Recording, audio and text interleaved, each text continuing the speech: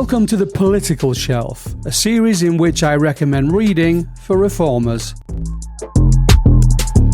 Today, How Westminster Works and Why It Doesn't, by Ian Dunt.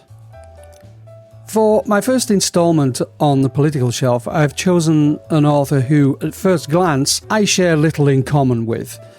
Ian Dunt is a self-identified extreme liberal, and his social media output proves it. It's all from the James O'Brien school of smug leftism. I'm right, they're all wrong. His book, How Westminster Works and Why It Doesn't, is a deeply critical but illuminating exploration of the UK's parliamentary system. In it, Dunt somewhat sets aside his partisan leanings to provide a forensic dissection of the institutional and procedural laws that plague Westminster. While his politics may be worlds apart from those of reformers on the right, the insights he offers into how power is wielded, often in ways that evade accountability, are invaluable for anyone seeking to understand why the system so often fails to deliver. The central thesis of Dunt's book is that Westminster operates through an opaque system that shields many of its inner workings from public view, and even from the scrutiny of many MPs. Dunt unpacks how informal networks like the usual channels allow a small cadre of government and opposition whips to steer legislative outcomes long before they reach the chamber floor.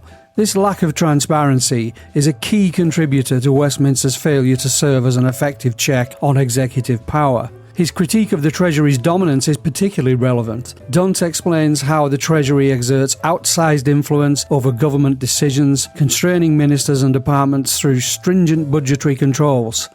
This stranglehold on the nation's finances often stifles innovation and locks successive governments into a cycle of reactive policy making rather than fostering long-term strategic vision. Despite his often scathing critique of Westminster, Dunt does identify areas of the system that work relatively well. Select committees, for example, receive his cautious praise as one of the few arenas in Westminster where MPs can engage in non-partisan scrutiny of government actions.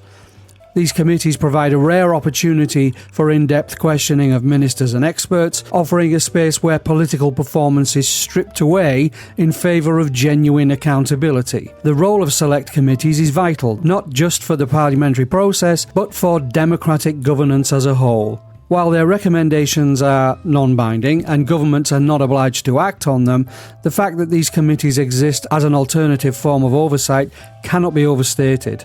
For reformers, strengthening the power and influence of select committees would be a practical step forward, ensuring more transparent governance. Perhaps even more surprisingly, Dunt offers measured praise for the House of Lords, often a lightning rod for criticism due to its unelected nature. Despite its faults, Dunt argues that the Lords play an essential role in scrutinising and revising legislation. Free from the pressures of electoral cycles, the Lords often provide the detailed scrutiny that the Commons, driven by short-term political considerations, cannot offer.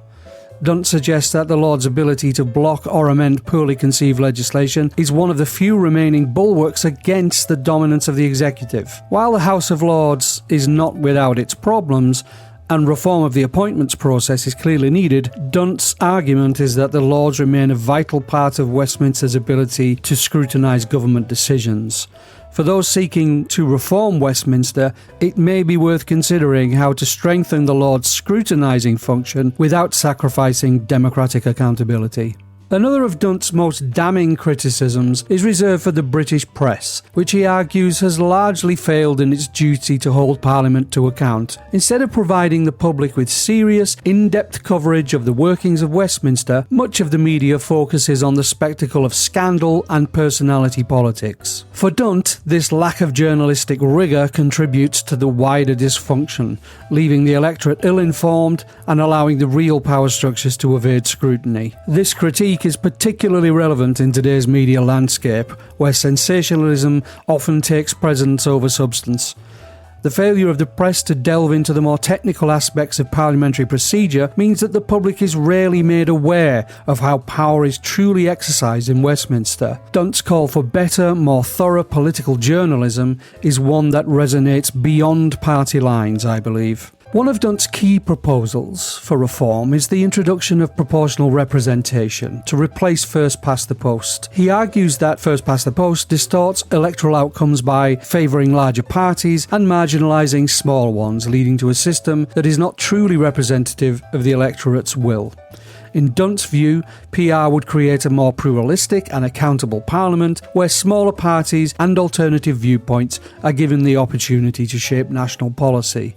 For reformers, Dunt's call for PR aligns closely with the movement's wider goals of improving political representation and breaking the two-party dominance in Westminster.